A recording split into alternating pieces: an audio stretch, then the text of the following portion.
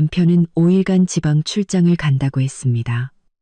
하지만 GPS는 남편이 고급 산후조리원에 있다고 가리켰습니다. 시댁 식구 6명 모두가 상간녀의 산후조리를 돕고 있었죠.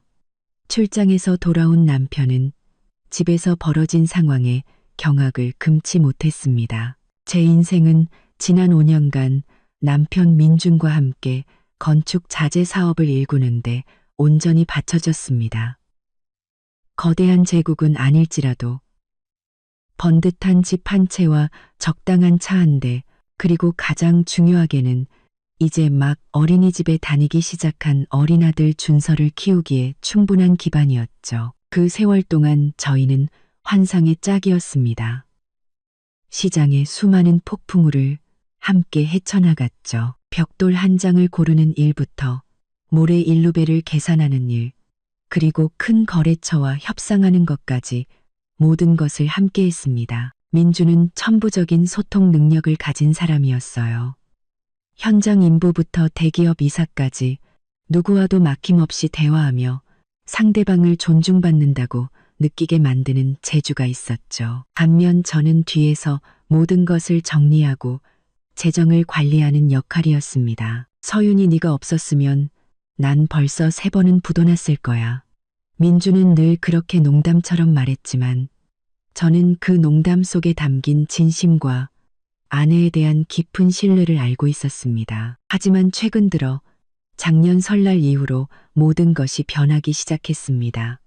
거창한 변화는 아니었어요. 마치 거울에 난 아주 미세한 균열처럼 한 침대에서 잠드는 아내만이 알아챌 수 있는 작은 변화들이었죠. 민주는 아들에게 짜증을 내는 일이 잦아졌고 몰래 휴대폰을 붙들고 있는 시간이 늘었으며 갑작스러운 출장 횟수도 눈에 띄게 잦아졌습니다. 분기에 한 번 가던 것이 이제는 2달에 한 번꼴로 사나흘씩 자리를 비웠죠. 그 월요일 아침, 제가 아들의 아침 식사를 준비하느라 분주할 때 민준이 바쁜 듯 하면서도 어딘가 긴장된 표정으로 부엌으로 내려왔습니다.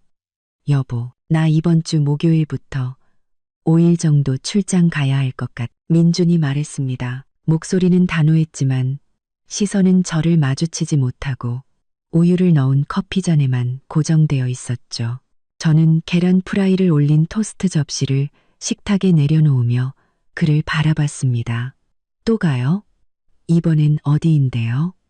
아, 포항에 새로 들어온 철강 물량이 있어서 고객사에서 직접 와서 샘플 확인하고 최종 계약을 마무리하자고 하네. 알다시피 큰 계약이라 내가 꼭 가야 해.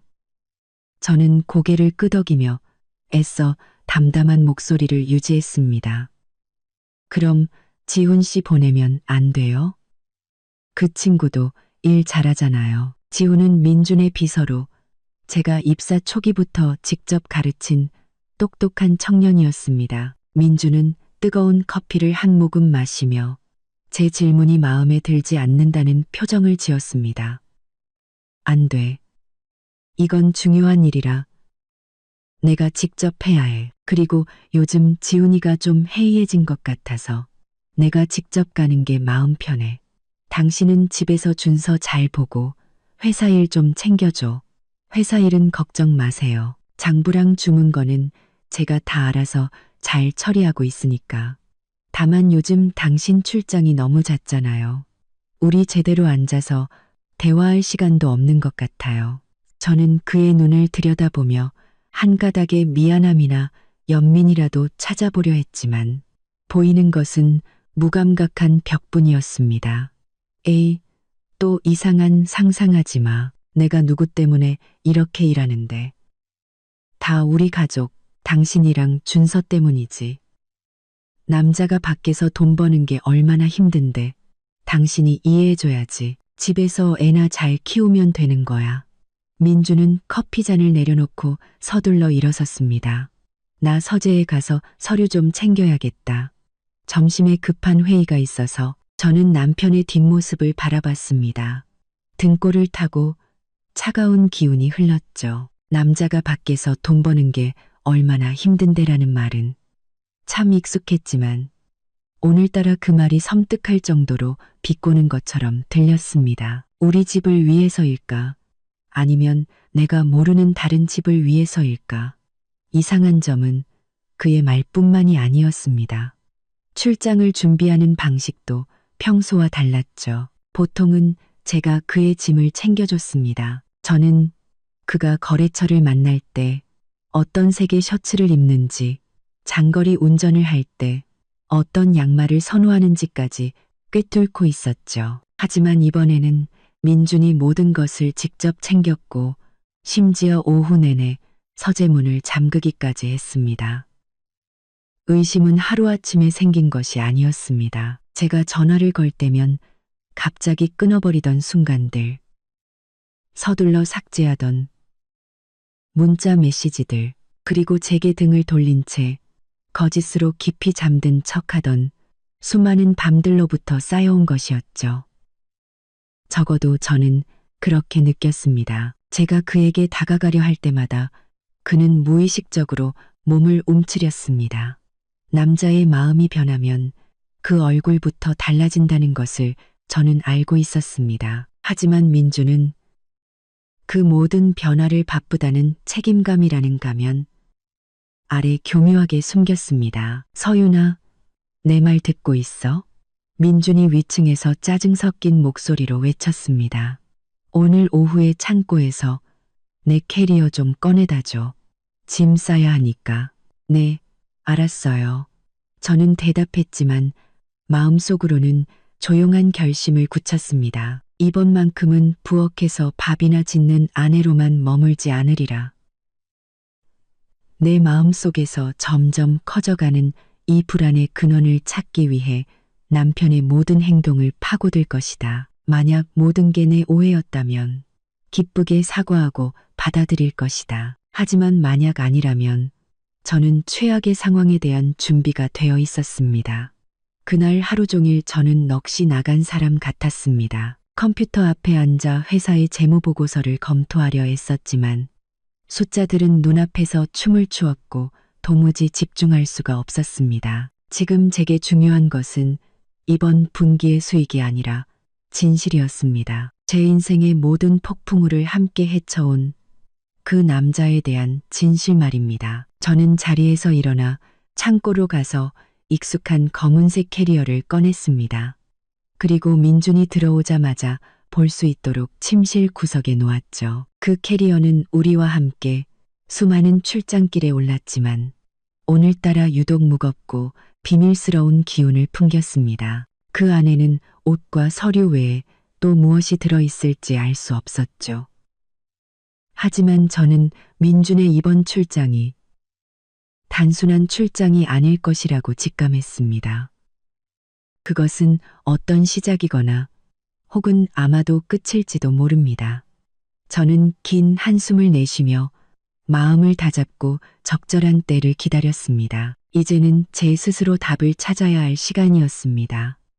그날 저녁은 마치 천둥번개를 가득 품은 먹구름처럼 무겁게 흘러갔습니다. 저희는 거의 완벽한 침묵 속에서 저녁 식사를 했죠. 아들 준서가 어린이집에서 있었던 일을 제잘거렸지만 저와 민주는 건성으로 고개를 끄덕일 뿐 마음은 다른 곳에 가 있었습니다. 아들이 잠든 후 저는 민준에게 회사 상황이나 새로운 거래처에 대해 물으며 대화를 시도했지만 그는 마지못해 대답할 뿐 다시 휴대폰 화면에 시선을 고정했습니다. 나 올라가서 짐 좀 쌀게. 내일 일찍 일어나야 해서. 제가 자신을 뚫어지게 쳐다보는 것을 느꼈는지 민준이 약간 짜증 섞인 목소리로 말했습니다. 제가 옷 챙기는 거 도와줄게요. 당신은 꼭 자잘한 걸 빼먹잖아요. 민준은 순간 움찔하는 듯 했지만 금세 태연한 척했습니다. 아니야, 괜찮아. 내가 알아서 할 수 있어. 이번엔 중요한 서류가 많아서 내가 직접 챙기는 게 확실해. 그가 그렇게 말했지만 저는 그를 따라 방으로 들어갔습니다. 저는 정장과 폴로 셔츠 몇 벌을 한쪽에 정리하기 시작했습니다. 그리고 그가 늘 챙겨 다니는 영양제와 두 통약이 담긴 상자를 꺼냈죠.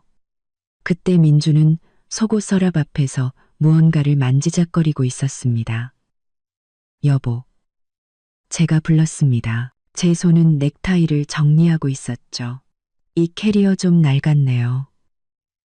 보니까 밑에 있는 보조 수납 공간 지퍼 쪽이 뜯어진 것 같은데. 거기엔 중요한 거 넣지 마세요. 저는 아주 자연스럽게 말했지만 민준의 얼굴에 스치는 긴장감을 똑똑히 보았습니다. 그곳은 지난 몇 년간 우리 부부의 중요한 서류를 보관해 온 비밀 공간이었습니다. 사실 그곳은 보조 수납 공간이 아니라 숨겨진 지퍼로만 열 수 있는 이중 안감이었죠. 아, 거기? 아직 괜찮아. 예전에 작은 계약서들 넣어두던 곳인데 안전해서 그냥 계속 쓰게 되네. 민준이 대답했습니다. 하지만 그는 저를 보지 않았죠. 그의 손에는 두꺼운 수첩 크기의 작은 검은색 천 가방이 꽉 쥐어져 있었습니다. 민준은 캐리어를 바닥에 내려놓고 뚜껑을 활짝 연 뒤 제게 등을 돌린 채 옷을 확인하는 척했습니다. 그의 동작은 매우 빠르고 단호했습니다. 그리의 동작은 매우 빠르고 단호했습니다. 그는 손을 캐리어 바닥으로 뻗어 숨겨진 지퍼를 찾아 열고 그 검은 가방을 안으로 밀어 넣었습니다. 그리고 재빨리 지퍼를 닫고 원래 안감을 덮어 캐리어를 원래 상태로 되돌려 놓았죠. 모든 것은 10초 안에 일어났지만 저는 그 모든 과정을 하나도 놓치지 않고 지켜보았습니다. 저는 숨소리가 흐트러지지 않도록 애썼습니다. 그 검은 가방은 뭐예요? 서류라면서 그렇게 깊숙이 숨겨야 해요. 민주는 돌아보며 어색한 미소를 지었습니다. 제가 거짓말을 감출 때 짓는 바로 그 미소였죠. 아, 별거 아니야. 신소재 기술 관련 기밀 문서라서 밖에 두면 잃어버릴까봐. 이거 우리 회사 미래가 걸린 중요한 사업 기밀일 수도 있다고. 그럼 서류 가방에 넣지. 왜 캐리어 밑바닥에 넣어요? 저는 여전히 그저 궁금한 아내처럼 부드러운 목소리로 물었습니다. 서류 가방은 남들이 보기 쉽잖아. 이 공간은 나만 아는 곳이니까. 걱정 마. 내가 하는 일은 다 철저하게 계산해서 하는 거니까. 그는 제 머리를 가볍게 쓰다듬었습니다. 예전에는 그토록 따뜻하게 느껴졌던 행동이 이제는 소름 끼치도록 가식적으로 느껴졌습니다. 저는 민준이 거짓말을 하고 있다는 것을 알았습니다. 정말 기밀 문서라면 방충격 기능이 있는 가방에 넣었을 것이고 보안 장치 하나 없는 그런 검은 천 가방에 넣지는 않았을 겁니다. 게다가 회사의 가장 중요한 서류는 모두 제가 관리하는 서재 금고에 있었습니다. 네, 그럼 제가 세면도구랑 칫솔 챙겨줄게요. 간식거리라도 좀 싸드릴까요? 저는 그의 의심을 거두기 위해 일부러 화제를 돌렸습니다. 아니, 괜찮아. 고마워. 당신은 먼저 자. 난 내일 일찍 일어나야 하니까. 이것만 마저 정리하고 바로 들어갈게. 민준이 말했습니다. 저는 침실을 나왔지만 잠자리에 들지 않았습니다. 저는 곧장 제 작은 서재로 들어가 컴퓨터를 켜고 두 가지 중요한 일을 했습니다. 첫째, 민준이 제게 문자로 보냈던 포항5일 출장 공지를 캡처했습니다. 터털, 이것은 거짓된 시간과 장소에 대한 증거가 될 겁니다. 둘째, 저는 위치 추적 앱을 열었습니다. 몇 년 전부터 저희는 서로의 위치를 항상 공유하도록 설정해 두었습니다. 주로 장거리 운전을 할 때 서로의 안전을 확인하기 위함이었죠. 저는 그의 위치 공유가 여전히 켜져 있는지 다시 한번 확인했습니다. 휴대폰 화면에는 민준의 위치가 집으로 표시되어 있었고 그것은 마치 조용한 약속처럼 보였습니다. 하지만 저는 그 약속이 캐리어 밑바닥 깊숙한 곳에 숨겨진 의문의 검은 가방에 의해 더럽혀졌다는 것을 알았습니다. 저는 침대로 돌아와 민준 옆에 누웠습니다. 그는 이미 등을 돌린 채 규칙적인 숨소리를 내며 깊이 잠든 척하고 있었죠. 저도 눈을 감았지만 정신은 그 어느 때보다 또렷했습니다. 오늘 밤은 잠들 수 없을 겁니다. 그 검은 가방, 그것은 단순한 기밀 문서가 아니라 끔찍한 비밀을 담고 있었습니다. 제가 애써 쌓아 올린 결혼 생활과 가정을 송두리째 무너뜨릴 수 있는 진실을 말입니다. 방 안은 어둠에 잠겼고 에어컨 소리만 규칙적으로 들려왔습니다. 저는 옆에 누운 남자의 숨소리를 들었습니다. 그록 제가 사랑하고 믿었던 그 남자는 이제 완전히 낯선 사람이 되어 있었습니다. 그의 앞에서 보였던 제 평정심은 얇은 얼음막에 불과했고 그 아래에는 의심이라는 차가운 강물이 세차게 흐르고 있었습니다. 저는 민준의 숨소리가 정말로 깊은 잠에 빠졌을 때 규칙적인 리듬으로 바뀔 때까지 기다렸습니다. 저는 조심스럽게 몸을 움직여 이불 밖으로 발을 빼냈고 나무 바닥에서 소리가 나지 않도록 애썼습니다. 저는 캐리어 앞으로 다가가 작은 스탠드 조명을 켰습니다. 아주 빠르고 교묘하게 어떤 흔적도 남기지 말아야 했습니다. 손은 떨렸지만 제 결심은 저를 이상할 정도로 침착하게 만들었습니다. 저는 도둑이 아닙니다. 그저 제 인생의 진실을 찾으려는 사람일 뿐이죠. 저는 무릎을 꿇고 조용히 캐리어를 열었습니다. 옷가지를 한쪽으로 치우고 캐리어 바닥에 안감을 찾았습니다. 조심스럽게 손을 넣어 숨겨진 지퍼를 찾았죠. 지퍼가 딸깍하는 아주 작은 소리를 냈지만 고요한 밤중에 그 소리는 제게 총성처럼 크게 들렸습니다. 민준이 깰까봐 겁이 났지만 그는 여전히 미동도 없었습니다. 검은 가방이 그 안에 고이 놓여 있었습니다. 저는 천천히 그것을 꺼내고 캐리어를 조심스럽게 원래 자리에 돌려놓았습니다. 저는 가방을 들고 서둘러 욕실로 들어가 문을 잠그고 가장 밝은 조명을 켰습니다. 진실의 순간이었습니다. 무엇이든 저는 마주해야만 했습니다. 저는 검은 가방을 열었습니다. 손은 약간 떨렸지만 심장은 이미 준비가 되어 있었죠. 안에는 서류 뭉치도 현금도 아니었습니다. 아무런 생명이 없는 물건이었지만 그것이 담고 있는 의미는 끔찍했습니다. 눈부신 욕실 조명 아래 검은 가방 속의 물건이 뚜렷하게 모습을 드러냈습니다. 그것은 마치 차갑고 날카로운 칼날처럼 제 눈을 똑바로 찔렀죠. 그것은 민준이 변명했던 것처럼 업무나 사업적 목적으로 쓰일 수 있는 물건이 결코 아니었습니다. 그것은 제조사의 상표와 접힌 자국이 그대로 남아있는 아주 새로운 신생아용 속사계였습니다. 속사계는 작은 흰 구름 무늬가 그려진 연한 하늘색이었습니다. 부드럽고 포근하고 민준이 말했던 포항의 그 어떤 철강 계약과도 전혀 어울리지 않았죠. 저는 그 자리에 얼어붙었습니다. 모든 감각이 마비되는 것 같았죠. 저는 속사계를 멍하니 바라보다가 다시 검은 가방을 내려다보았습니다. 손을 뻗어 부드러운 면직물을 만져보았습니다. 손끝에서부터 차가운 감각이 온몸으로 퍼져나갔습니다. 연한 하늘색, 아기 속사계, 이 세 가지 단서만으로도 지난 몇 달간 제가 애써 스스로를 안심시키려 했던 모든 노력과 변명들이 한순간에 무너져 내렸습니다. 오랫동안 막연했던 두려움이 순식간에 끔찍하고 명백하며 부인할 수 없는 진실이 되어버렸습니다. 저와 함께 사업을 일구고 아들 준서를 낳아 함께 키운 남편이 이제 다른 생명을 준비하고 있었습니다. 울음이 나오지 않았습니다. 울 수가 없었죠. 눈물은 흘러내리지 않고 가슴 속에서 단단하게 굳어버린 것 같았습니다. 가슴이 꽉 막혀 숨쉬기조차 힘들었습니다. 마치 거대한 바위가 짓누르는 것 같았죠. 이 고통은 아내로서 느끼는 평범한 질투가 아니었습니다.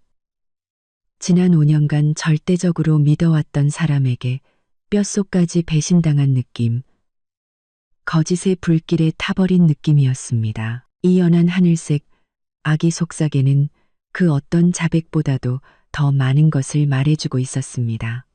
그것은 한 아버지의 세심한 준비와 설레는 기다림을 보여주었죠. 그것은 민준이 제 등 뒤에서 몰래 쌓아 올린 두 번째 삶에 대한 명백한 물증이었습니다. 저는 천천히 속삭이를 다시 가방에 넣고 원래대로 깔끔하게 접었습니다.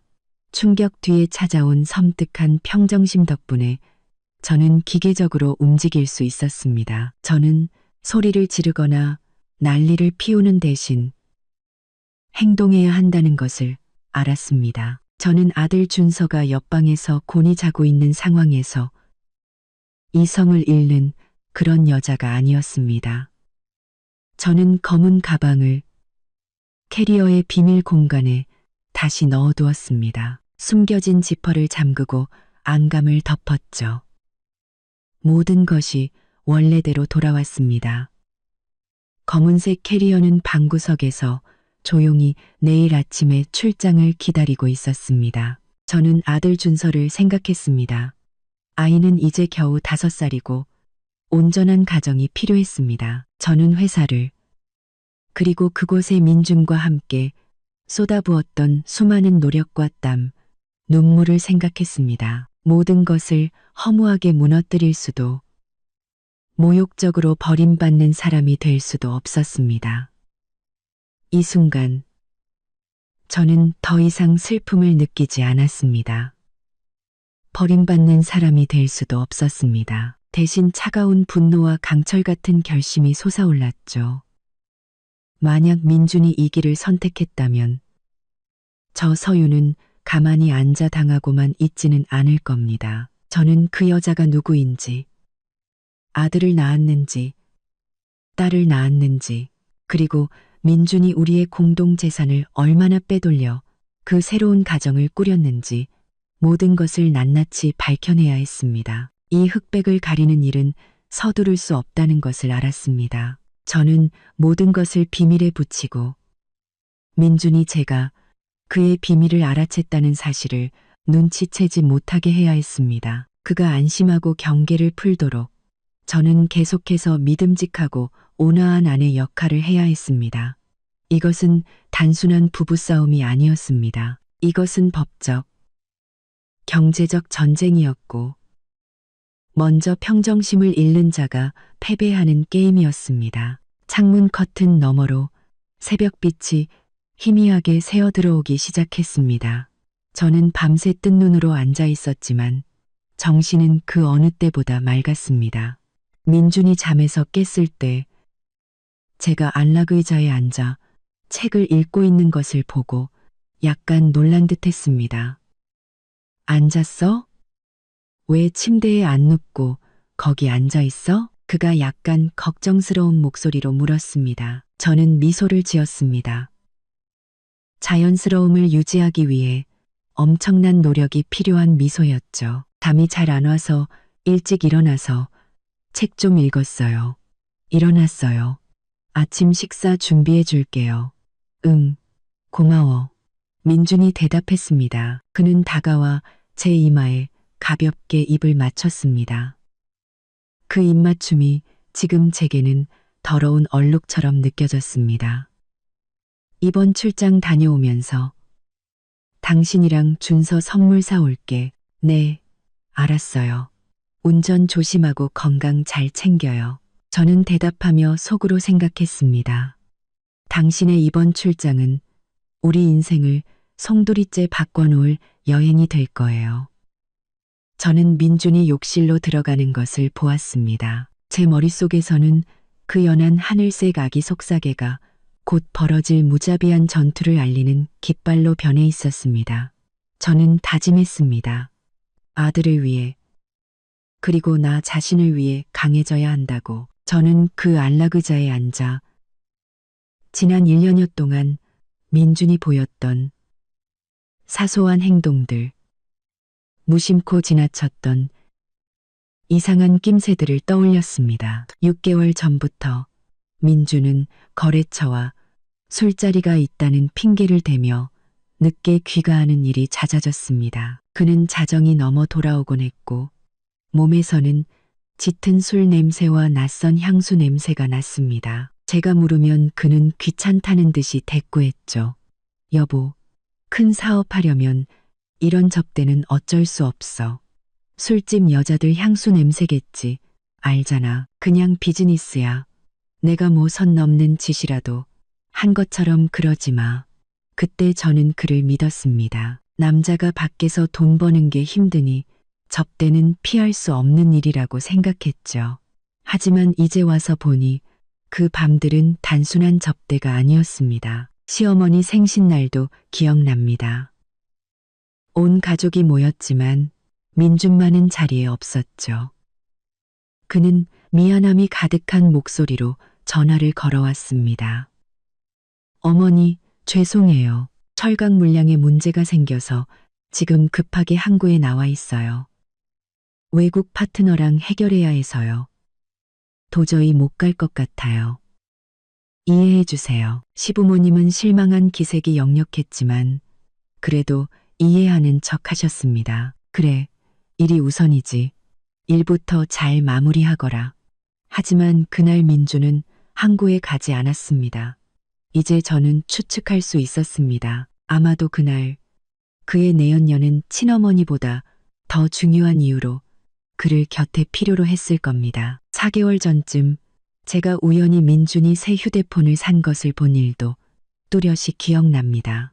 그가 평소에 쓰던 종류가 아닌 구형 모델이었죠. 제가 물었습니다. 휴대폰은 왜 또 샀어요? 또 땅 샀거나 집이라도 사게요? 민주는 아주 재빨리 대답했습니다.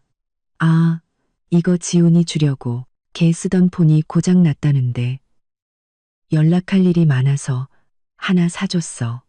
저는 민준이 직원들에게 후한 사람이라고 늘 생각해왔기에 아무런 의심도 하지 않았습니다. 하지만 이제 와서 보니 그 휴대폰과 문이 잠긴 서재에서 몰래 하던 통화들은 명백한 신호였습니다. 이 모든 사건들이 연한 하늘색 아기 속삭이와 합쳐지자 민준이 쌓아올린 거짓 행복의 장막은 산산조각이 났습니다. 저는 역겨움을 느꼈습니다. 단지 배신감 때문만이 아니라 그가 너무나도 능숙하게 거짓말을 하고 심지어 가족을 위해서라는 명분을 내세워 자신의 죄를 덮으려 했다는 사실 때문이었습니다.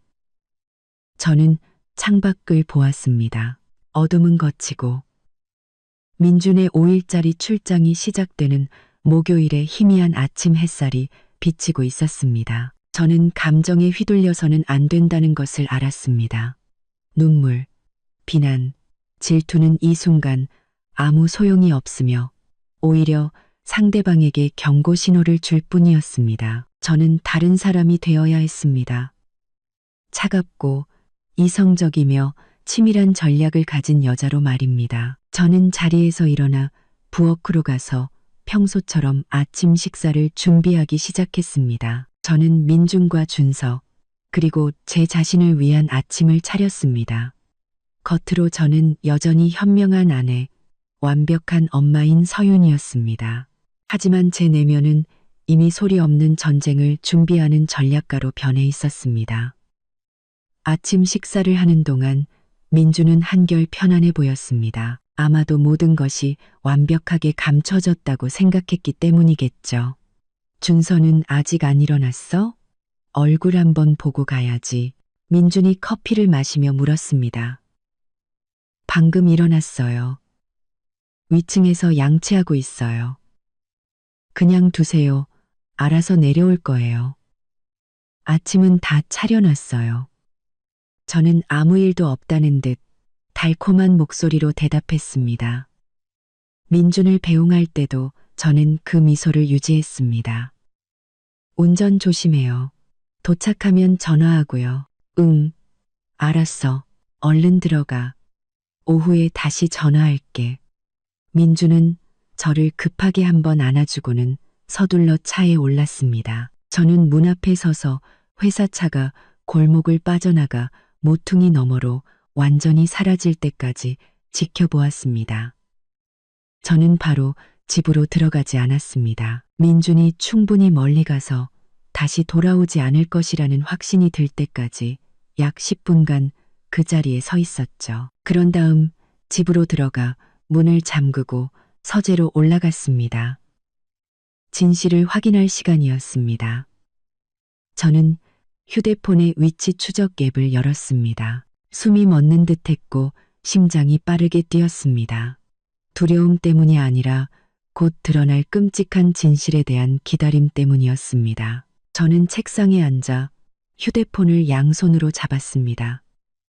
화면이 밝아지며 지도 위에 2개의 점이 표시되었습니다. 하나는 집에 있는 저를 나타내는 분홍색 점, 다른 하나는 민준의 위치를 나타내는 초록색 점이었습니다. 민준의 차는 익숙한 거리를 천천히 지나 우리 회사를 거쳐 도심으로 향하고 있었습니다. 저는 지도를 뚫어져라 쳐다보며 손에 땀이 날 정도로 휴대폰을 꽉 쥐었습니다. 아침 9시쯤 약 1시간을 이동한 후 초록색 점에 움직임이 느려지기 시작했습니다. 그 점은 앞으로 나아가지 않고 오히려 큰 건물과 의료시설이 밀집한 도심 한복판에서 완전히 멈춰섰습니다. 저는 지도를 확대했습니다. 장소의 이름이 뚜렷하게 나타났습니다. 마치 칼로 심장을 도려내는 듯 차가운 이름이었습니다. 서울국제여성병원. 그동안의 모든 의심, 아기 속삭이에 대한 모든 두려움이 이제 구체적인 이름으로 확인되었습니다. 민주는 출장을 간 것이 아니었습니다. 그는 산부인과 병원에 있었습니다. 그의 내연녀가 아이를 낳은 것이 틀림없었습니다. 저는 말없이 앉아 있었습니다. 배신감과 무시당했다는 느낌은 더 이상 격렬한 고통으로 다가오지 않았습니다. 대신 파괴적인 분노가 치밀어 올랐죠. 그는 나를 뭐라고 생각한 걸까? 철강계약이라는 어설픈 거짓말에 쉽게 속아 넘어갈 바보로 본 걸까?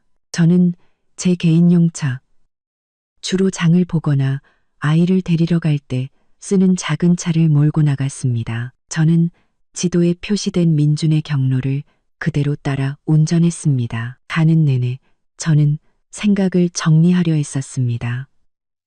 그곳에 도착하면 무엇을 해야 할까? 소리를 지르고 난동을 부릴까? 아니, 절대 안 돼. 나는 모든 것을 알지만 아무도 내가 안다는 사실을 모르게 하는 우위에 서야만 했습니다.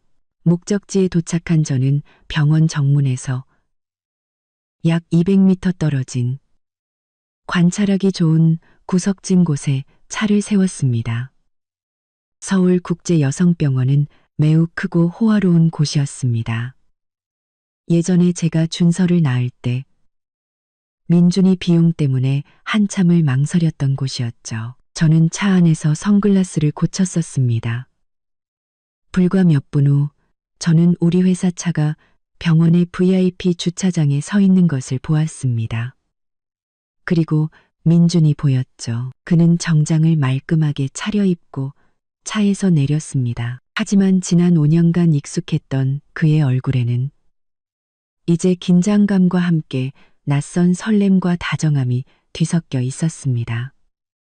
민주는 정문으로 향했지만 바로 들어가지 않았습니다. 대신 병원 바로 맞은편에 있는 편의점으로 들어갔죠. 저는 앞유리를 통해 눈을 가늘게 뜨고 그를 지켜봤습니다.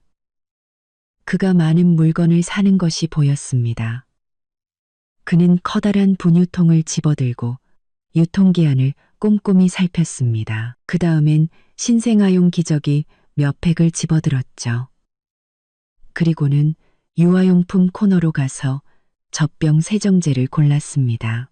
그는 너무나 세심해서 직원에게 신생아에게 어떤 분유가 좋은지 묻기까지 했습니다. 눈물이 흐르지는 않았지만 목구멍으로 짜디짠 무언가가 넘어오는 것을 느꼈습니다. 고통스러워서 운 것이 아니었습니다. 진실이 너무나 명백하고 적나라해서 흘리는 눈물이었습니다. 저는 휴대폰을 꺼냈습니다.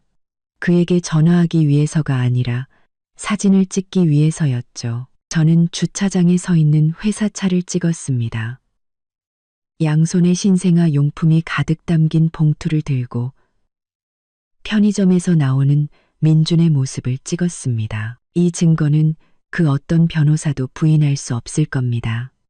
그 후 민준은 서둘러 병원 안으로 들어갔습니다. 저는 자동문 뒤로 사라지는 그의 뒷모습을 보았습니다. 저는 차를 빼서 짧게 한 바퀴 돌았습니다. 제 마음은 이제 완전히 굳어져 있었습니다. 저는 차를 빼서 짧게 한 바퀴 돌았습니다. 다음에 무엇을 해야 할지 분명히 알았죠. 저는 집으로 돌아가 아무것도 모르는 아내 역할을 계속하며 기다려야 했습니다. 민준이 그 새로운 가정에서 자리를 잡을 때까지 말입니다. 10시가 조금 안 된 시각, 저는 민준의 번호를 눌렀습니다. 그의 거짓말을 다시 한번 확인해야 했습니다. 그의 목소리로 거짓말을 직접 들어야 제 분노가 더욱 날카로워질 테니까요. 저는 집으로 돌아오는 내내 떠날 때와는 완전히 다른 심리 상태로 운전했습니다. 10시 15분쯤 저는 민준에게 전화를 걸었습니다. 신호음이 한참 동안 울렸고 저는 온갖 추측을 해야 했습니다. 그는 지금 병실에 있을 테고 내연녀와 아이 때문에 바쁠 것이다. 과연 전화를 받을까? 받지 않는다면 또 무슨 핑계를 댈까? 민준은 5번째 신호음이 울렸을 때 전화를 받았습니다. 그의 목소리는 약간 숨이 찼고 서두르는 듯 멀게 느껴졌지만 애써 다정한 척했습니다. 여보, 나야. 저는 감정을 억누르며 최대한 자연스럽고 심지어 애교 섞인 걱정스러운 목소리를 냈습니다.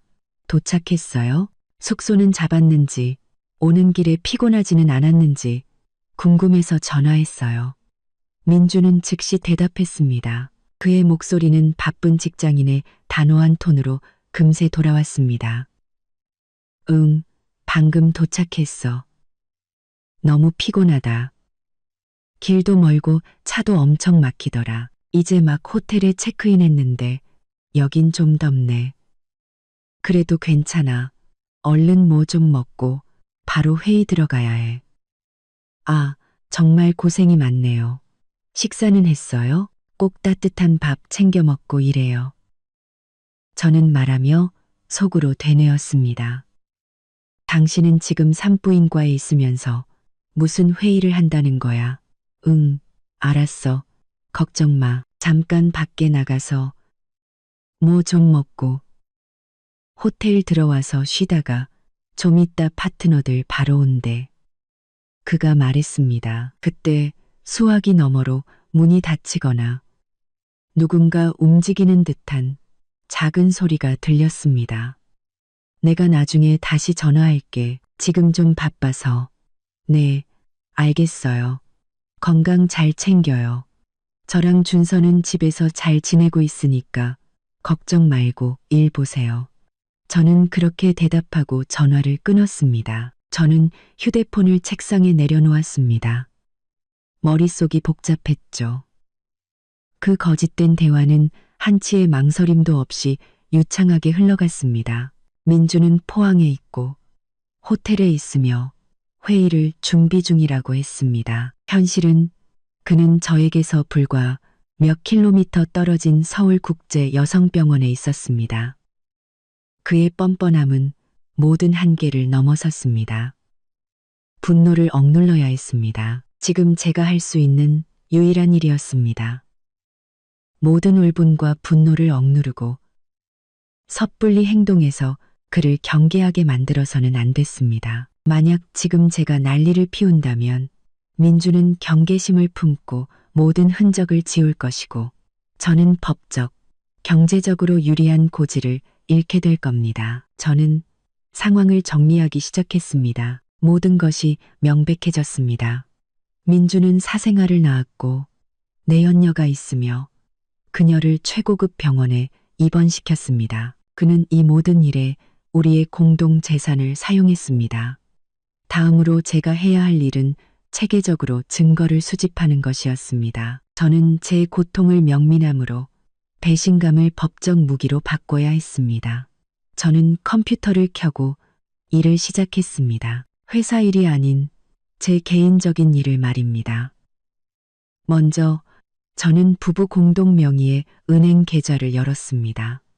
이 계좌는 제가 관리하고 있었고 민주는 돈을 인출하고 결제할 권한만 있었지만 모든 거래 내역은 제게 통보되었습니다. 저는 최근 6개월간의 모든 거래 내역을 훑었습니다. 저는 비정상적으로 큰 지출 내역에 집중했습니다. 제 눈은 2주 전에 한 거액 이체 거래에 멈췄습니다. 금액은 2천만 원. 메모란에는 신규 프로젝트 지원금이라고 적혀 있었습니다. 수취인의 이름은 김혜진. 저는 회사에 김혜진이라는 개인에게 현금을 이체해야 할 프로젝트가 있었다는 기억이 전혀 없었습니다.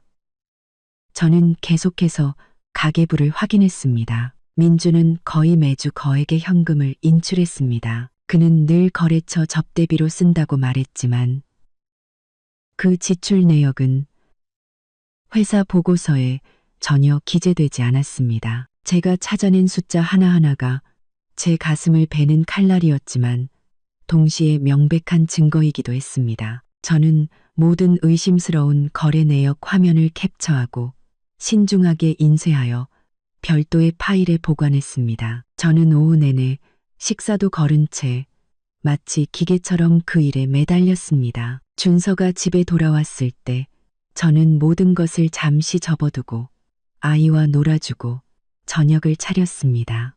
저는 준서의 삶을 평온하게 유지해야 한다는 것을 알았습니다. 아이가 지금 제 가장 큰 목표이자 힘이었으니까요. 준서가 잠든 후 저는 다시 일을 계속했습니다. 저는 집문서, 등기부등본, 사업자 등록증 등 모든 서류를 찾아냈습니다. 소유주 이름과 발급 날짜를 확인했죠. 무엇이 제 소유이고 무엇이 합법적인 공동재산인지 정확히 알고 싶었습니다. 저는 이 모든 일을 혼자 할 수 없다는 것을 알았습니다. 제게는 동맹, 즉 제가 스스로는 다가갈 수 없는 비밀의 깊은 곳까지 파고들어줄 전문가가 필요했습니다. 하지만 그 전에 저는 그 여자와 시댁 식구들의 공모에 대한 명백한 증거가 더 필요했습니다. 시댁 식구들의 진실, 문제는 민준의 내연녀에서 그치지 않았습니다. 다음 날 아침 저는 사람의 마음을 시험해 보기로 결심했습니다. 저는 그 어떤 할아버지, 할머니도 외면할 수 없는 이유를 택했습니다. 바로 제 아들 준서가 아프다는 것이었죠. 준서는 유독 할머니, 할아버지를 잘 따랐고 저는 준서가 열이 난다는 소식만 들으면 시부모님이 걱정하며 바로 달려오실 거라는 걸 알았습니다. 아침 10시쯤 저는 시어머니께 전화를 걸었습니다. 일부러 당황하고 걱정하는 듯한 목소리를 냈지만 필요한 만큼의 침착함은 유지했죠. 전으로 대서 떨을 만큼의 침착함은 유지했죠. 어머니, 저 서윤이에요.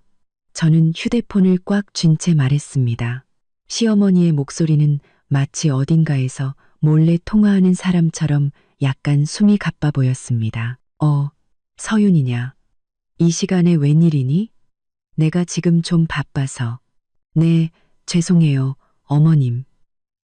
그런데 급하게 도움이 필요해서요. 준서가 열이 너무 심해요.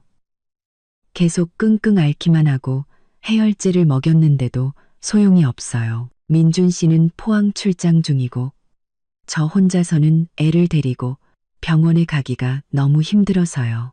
가는 길에 지칠까봐 걱정돼서요. 아버님이랑 같이 오셔서 준서 병원 가는 것 좀 도와주실 수 있으세요?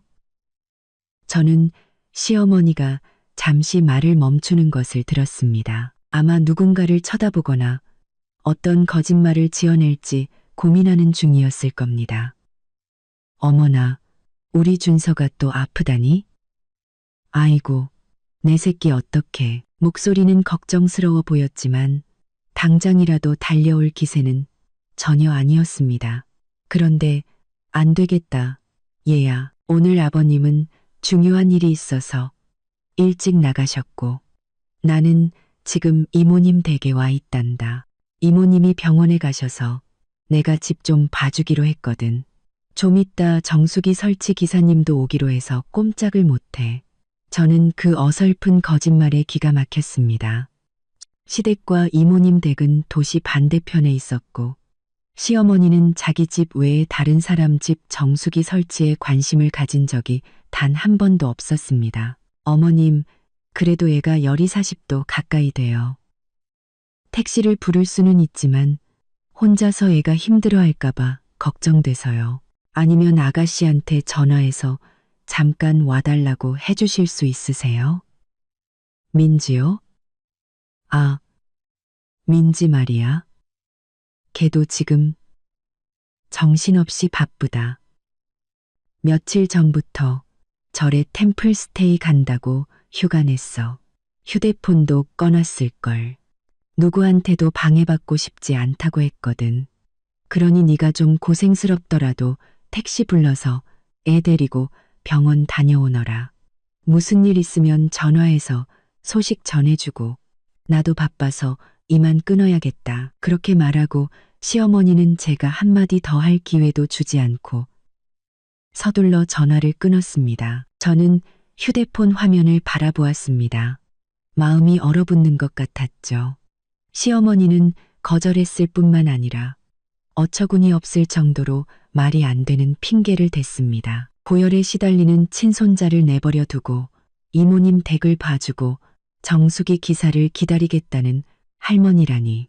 저는 민지가 템플스테이를 갔다는 말을 조금도 믿지 않았습니다. 시누이인 민지는 소셜미디어 중독자였고 12시간 이상 휴대폰 없이 살 수 없는 사람이었습니다.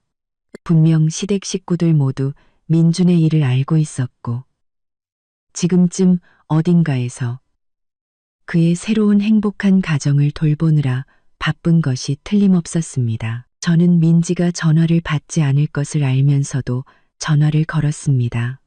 예상대로 민지의 휴대폰은 계속 신호만 가다가 음성 사서함으로 넘어갔습니다. 저는 한 번 더 전화를 걸었습니다. 제 마음은 이제 놀라움이 아니라 명백한 확신으로 가득 찼습니다. 시댁 식구들은 민준의 죄를 덮기 위해 공모하고 있었습니다. 이 공모 사실은 남편의 배신보다 저를 더 분노하게 만들었습니다. 제가 지난 5년간 진심으로 모시고 존경했던 그들이 이제 와서 저와 그들의 친손자에게 등을 돌리기로 선택한 것입니다. 저는 준서를 꼭 껴안았습니다. 우리 둘이서 병원 가자, 준서야. 미안해. 아무도 필요 없어. 저는 아이를 데리고 병원에 다녀온 후 오후에 집으로 돌아왔습니다. 아이는 의사에게 약을 처방받고 열이 내리기 시작했죠. 준서가 깊이 잠든 동안 저는 제 일을 계속했습니다. 저는 주소록을 열어 예전 사업 파트너에게서 평판이 좋다고 들었던 변호사의 번호를 찾았고 연락할 준비를 했습니다. 하지만 제게는 증거가 하나 더 필요했습니다. 금융거래 내역이나 병원 밖에 주차된 차 사진이 아닌 민준의 새로운 가족이 함께 있는 완전한 그림 말입니다. 저는 서울국제여성병원에 다시 가야 했습니다. 이번에는 밖에서 지켜보기만 하지는 않을 겁니다. 민준이 출장을 떠난 지 이틀 후인 토요일이 되어서야 저는 다시 서울국제여성병원에 갈 기회를 잡을 수 있었습니다. 저는 병원이 붐비고 민준이 시댁 식구들을 모두 데리고 문병을 올 가능성이 높아 그들의 경계심이 느슨해질 주말을 택했습니다. 저는 이번 방문을 위해 철저히 준비했죠. 옷차림을 완전히 바꿨습니다. 단정한 오피스룩 대신 헐렁한 청바지에 후드티를 입고 두꺼운 뿔테 안경과 얼굴 대부분을 가리는 의료용 마스크를 썼습니다. 저는 민준과 그의 내연녀를 봤을지도 모르는 병원 직원 중 그 누구도 제가 속고 있는 아내라는 사실을 알아채지 못하기를 바랐습니다. 저는 병원으로 차를 몰고 가 꽤 멀리 떨어진 공영 주차장에 차를 세운 뒤 걸어 들어갔습니다. 서울국제여성병원은 정말 호화로운 곳이었습니다. 로비는 넓고 깨끗했으며 은은한 아로마 오일 향기가 났죠. 저는 산부인과 진료실을 찾는 척하며 주위를 살피며 천천히 걸었습니다. 저는 사람이 많이 오가는 엘리베이터 구역으로 갔습니다. 구석진 곳에 서서 휴대폰을 보는 척했지만 제 귀는 간호사들과 직원들의 모든 대화에 집중하고 있었습니다. 그러다 저는 안내 데스크 근처에 서서 이야기를 나누며 킥킥거리는 젊은 간호사 2명의 대화를 엿듣게 되었습니다. 선생님, 306호 산모님 보셨어요? 한 간호사가 말했습니다. 아, 그 김혜진 씨요. 봤죠. 그분 남편분 정말 최고인 것 같아요. 매일같이 와서 거의 여기서 사시는 것 같던데요. 심지어 개인 간병인까지 따로 고용했더라고요. 정말 대단해요. 다른 간호사가 감탄하는 목소리로 대답했습니다. 맞아요. 듣자 하니 시댁 식구들도 총출동해서 극진히 돌봐준대요. 시아버지, 시어머니, 시누이까지 온 가족이 교대로 와서 돌본다니 그분 정말 복받은 거죠. 여기 있는 다른 산모들 보면 남편은 잠깐 왔다 가기 바쁜데. 아, 그분 아기 아들이에요. 딸이에요? 귀한 아들이라서 온 집안이 난리 났다던데요. 아들이래요. 그런데 정말 예쁘게 생겼어요. 아마 첫째인가 봐요. 사는 물건들이 전부 새 것이고 아직 육아 경험은 없어 보이더라고요. 심장이 멎는 것 같았습니다. 306호 김혜진 씨, 온 시댁 식구, 귀한 아들, 최고의 남편, 모든 것이 하나의 진실을 가리키고 있었습니다. 민주는 김혜진이라는 여자와 아들을 낳았고 그의 가족 모두가 그 사실을 알 뿐만 아니라 그녀를 극진히 돌보고 있었습니다. 저는 깊은 숨을 들이쉬며 호흡을 가다듬었습니다. 저는 306호에 가봐야 했습니다. 저는 3층으로 걸어 올라갔습니다. 복도는 더 조용했고 각 병실은 1인실이었습니다. 저는 조용히 걸으며 문 하나하나를 살폈습니다. 306호에 가까워질수록 제 발걸음은 느려졌지만 동시에 더 단호해졌죠. 마침내 저는 306호 문 앞에 섰습니다. 문이 살짝 열려 있었고 안에서 조용히 대화하는 소리가 들려왔습니다. 저는 문틈에 귀를 바싹대고 엿들었습니다. 시어머니의 목소리였습니다.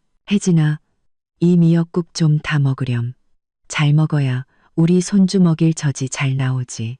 그리고 민준의 목소리가 들렸습니다. 먹어, 내가 떠먹여줄게. 당신은 그냥 푹 쉬기만 해. 회사 일은 내가 다 알아서 처리했어. 우리 아들 정말 순하다. 세상 모르고 자네. 시누이 민지의 목소리도 끼어들었습니다.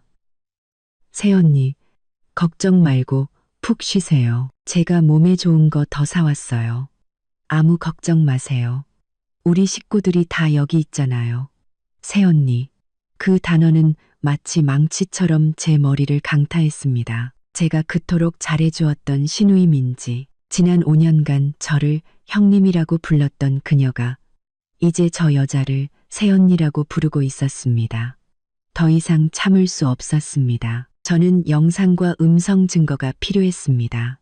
저는 휴대폰을 꺼내 무음 모드로 바꾸고 카메라와 녹음 기능을 켰습니다. 저는 306호 문을 아주 살짝 안을 들여다볼 수 있을 만큼만 더 열었습니다. 방 안의 광경은 제게 치명적인 일격이었습니다. 민주는 침대 옆에 앉아 연한 하늘색 속삭이에 쌓인 아기를 품에 안고 있었습니다. 제가 그의 캐리어에서 봤던 바로 그 속삭이였습니다. 그는 고개를 숙여 아기의 이마에 가볍게 입을 맞췄습니다. 그의 얼굴에는 사랑과 만족감이 가득했죠. 김혜진이라는 여자는 침대에 누워 있었습니다. 그녀는 매우 젊었고 피곤한 기색이었지만 눈은 행복으로 빛나고 있었습니다. 시어머니는 그녀에게 미역국을 떠먹여주고 있었고 시아버지는 안락의자에 앉아 신문을 읽고 있었습니다. 민지는 테이블 위 과일을 정리하고 있었죠. 이것은 단순한 외도가 아니었습니다. 이것은 한 가족 전체의 배신이었습니다. 그들은 제 재산을 이용해 새로운 가정을, 새로운 완전함을 구축하고 저를 그들의 삶에서 공공연하게 제거해버렸습니다. 저는 숨을 들이쉬고 휴대폰을 꽉 쥐었습니다. 저는 셔터를 계속 눌러 그 모든 광경을 기록했습니다. 그들의 따뜻한 대화도 전부 녹음했죠. 그들의 따뜻한 대화도 전부 녹음했죠. 우리 손주, 새언니, 우리 아들이라는 말들은 부인할 수 없는 증거가 될 겁니다. 충분한 증거를 모은 후 저는 조용히 문을 닫았습니다. 저는 306호를 빠져나와 마치 불길 속에서 걸어 나온 듯한 기분으로 병원 복도를 걸었습니다. 저는 진실을 보았습니다. 이제 제가 행동할 차례였습니다. 저는 변호사에게 연락해야 했습니다. 모든 것을 전문적이고 법적인 차원으로 끌어올려야 했습니다. 서울국제여성병원을 떠나 저는 바로 집으로 가지 않았습니다. 한적한 카페에 차를 세우고 휴대폰을 꺼내 방금 찍은 사진과 녹음 파일을 다시 확인했습니다. 서울국제여성병원을 떠나 민준이 다른 여자의 아들을 안고 있는 모습, 그리고 그 곁을 지키는 시부모와 시누이의 모습은 제 안에 남아있던 마지막 연약함마저 불태워버렸습니다. 저는 더 이상 혼자 행동할 수 없다는 것을 알았습니다. 제게는 전문가, 제 감정적인 증거들을 완벽한 법적 서류로 만들어줄 사람이 필요했습니다. 변호사가 필요했죠. 저는 주소록에서 예전에 우리 회사의 작은 계약 소송건을 자문해 주었던 서 변호사의 번호를 찾았습니다. 서 변호사는 중년의 여성으로 예리하고 일 처리에서 단호하기로 유명했습니다. 여보세요. 서 변호사님 맞으시죠? 저 건축자재회사 민준 씨 아내 서윤이라고 합니다. 서 변호사의 목소리가 재빠르게 응답했습니다. 아, 서윤 씨. 오랜만이네요. 무슨 새로운 계약건이라도 있나요? 아닙니다. 아주 심각한 개인적인 일로 연락드렸습니다. 혹시 가장 빠른 시일 내에 한번 뵐 수 있을까요? 모든 자료를 가지고 가겠습니다. 서 변호사는 잠시 침묵했습니다. 아마도 제 목소리에서 심각성을 느꼈을 겁니다. 좋아요. 오늘 저녁 8시에 제 사무실로 오세요. 7시에 약속이 있는데 아마 일찍 끝날 겁니다. 오시면 서윤 씨를 위해 따로 시간을 내드리죠. 저는 전화를 끊고 조금 안도감을 느꼈습니다. 적어도 나아갈 방향이 생긴 셈이었죠. 다음으로 저는 탐정이 필요했습니다. 법은 재산과 관계에 대한 증거를 필요로 한다는 것을 알았고, 전문 탐정은 저보다 더 빠르고 은밀하게 그 일을 해낼 수 있을 겁니다. 오랜 친구를 통해 저는 김 탐정 사무소를 소개받았습니다. 김 탐정은 경험이 많고 독립적으로 활동하며 입이 무겁기로 유명했습니다. 저는 바로 그날 오후에 김 탐정에게 연락해 약속을 잡았습니다. 김 탐정을 만났을 때 저는 돌려 말하지 않았습니다. 제가 수집한 모든 증거를 테이블 위에 올려놓았습니다. 민준이 신생아 용품을 사는 사진, 306호에서 시댁 식구들과 함께 있는 사진, 녹음 파일, 그리고 김혜진이라는 여자에게 이체된 의심스러운 거래 내역서까지. 안경을 쓴 중년의 남성인 김 탐정은 침착한 눈으로 저를 바라보았습니다. 그는 사진과 재무 자료를 꼼꼼히 검토했습니다. 서윤 씨, 제공해 주신 자료만 봐도 사건은 명백하군요. 이건 단순한 외도가 아닙니다. 공동 재산을 유용하여 별도의 가정을 꾸린 행위입니다. 이건 민준 씨에게 법적으로 매우 불리하게 작용할 겁니다. 김 탐정이 말했습니다. 제가 원하는 건 두 가지입니다. 저는 단호한 목소리로 말했죠. 첫째, 이 김혜진이라는 여자의 신원과 배경을 조사해 주세요. 그녀가 누구인지, 무슨 일을 하는지, 우리 회사와 어떤 관계가 있었는지, 그리고 언제부터 민준 씨의 아이를 가졌는지요. 둘째, 부동산에 대해 조사해 주세요. 민준 씨가 그녀에게 상당한 재산을 넘겼을 것으로 의심됩니다. 김 탐정은 고개를 끄덕이며 제게 계약서를 내밀었습니다. 즉시 조사에 착수하겠습니다. 초기 증거 수집을 아주 잘해 주셨습니다.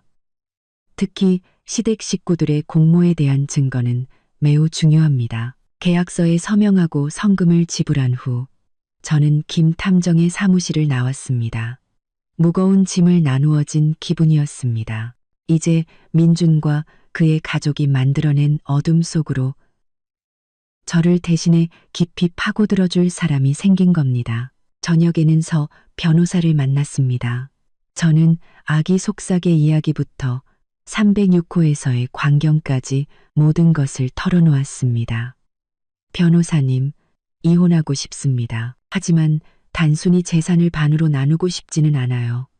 양육권은 제가 갖고 민준 씨가 저 여자에게 넘긴 우리 공동 재산 전부를 되찾아야겠습니다. 저는 분명하게 말했습니다. 서 변호사는 감탄 어린 눈으로 저를 바라보았습니다.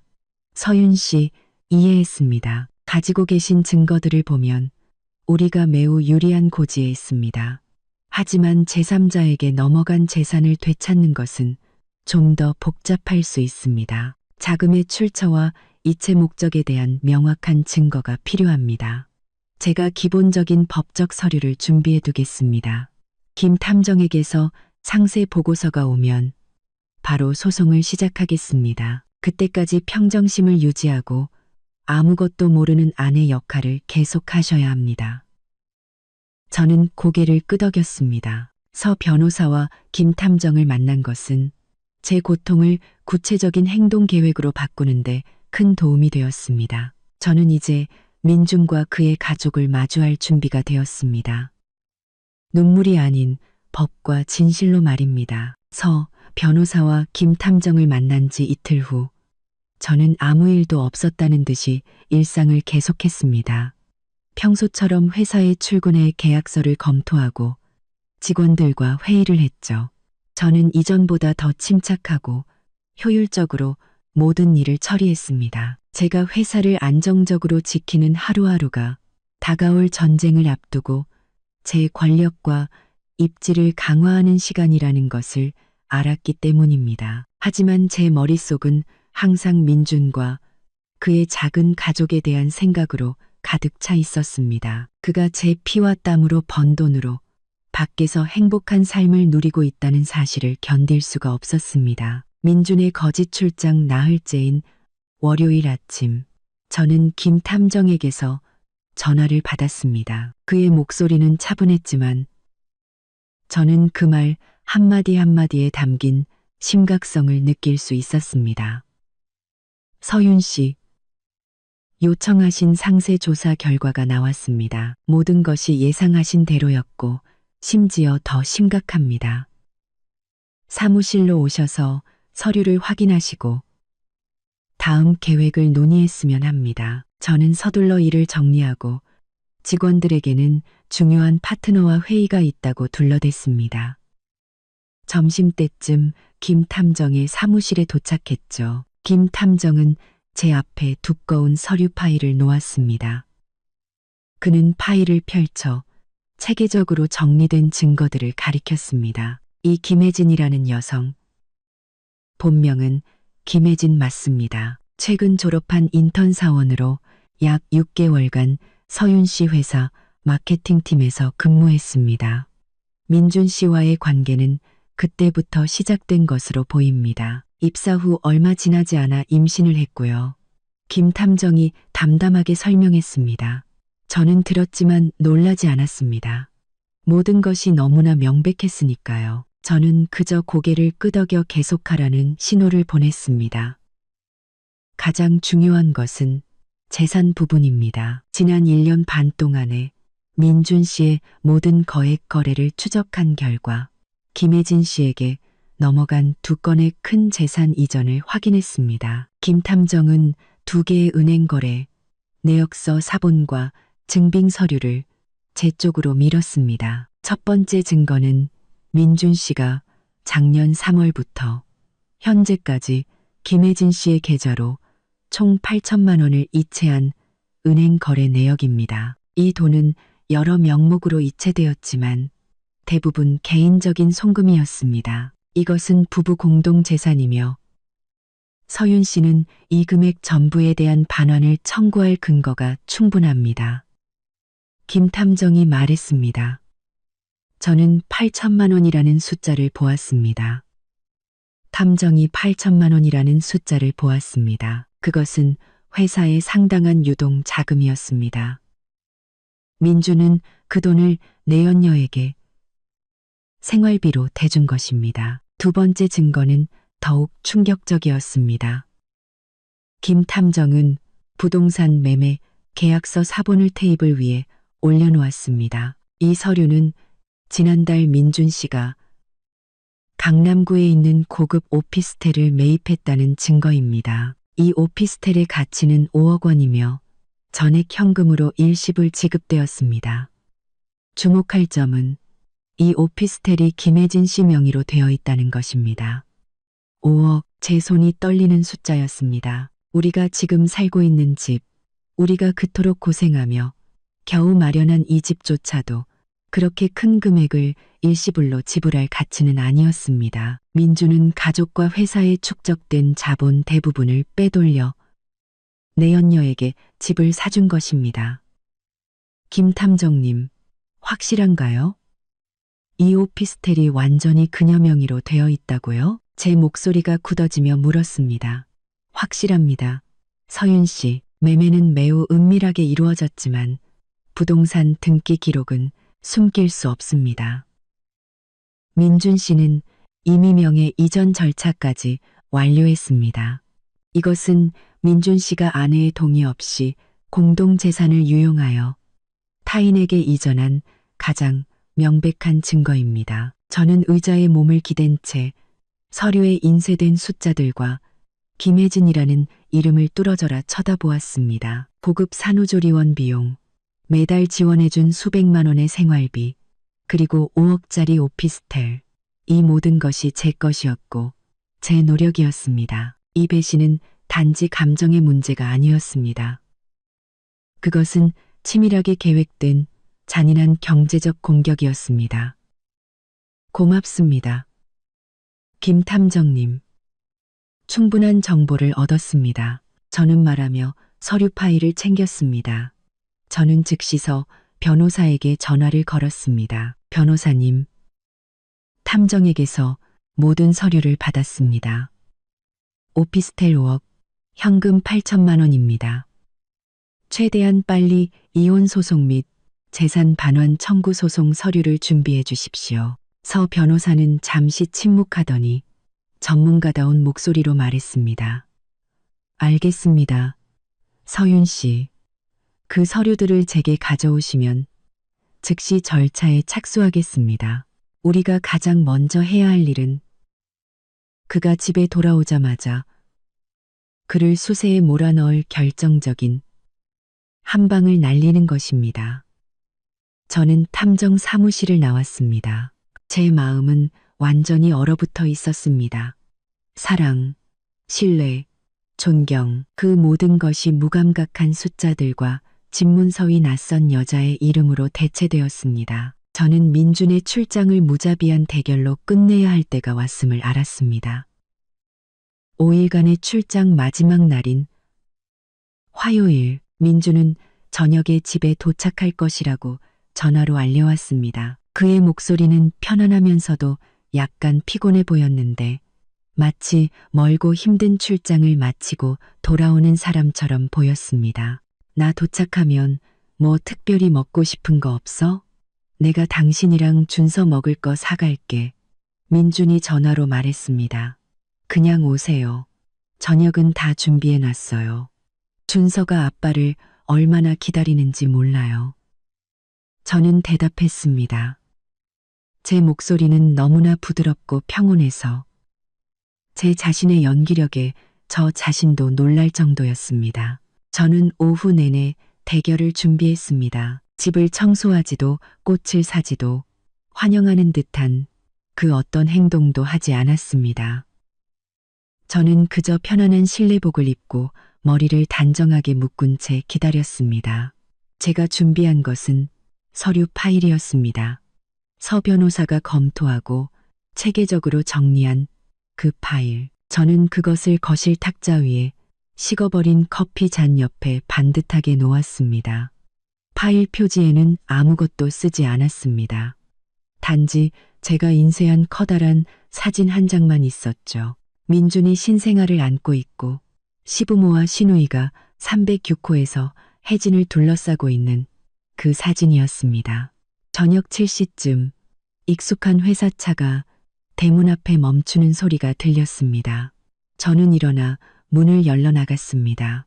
얼굴에는 아무런 감정도 드러내지 않았죠. 민주는 과일이 담긴 큰 봉투를 들고 집으로 들어섰습니다. 그의 얼굴은 햇볕에 약간 그을렸고 정말 피곤해 보였습니다. 아마도 병원과 호텔 사이를 오가며 연기하느라 지쳤을 겁니다.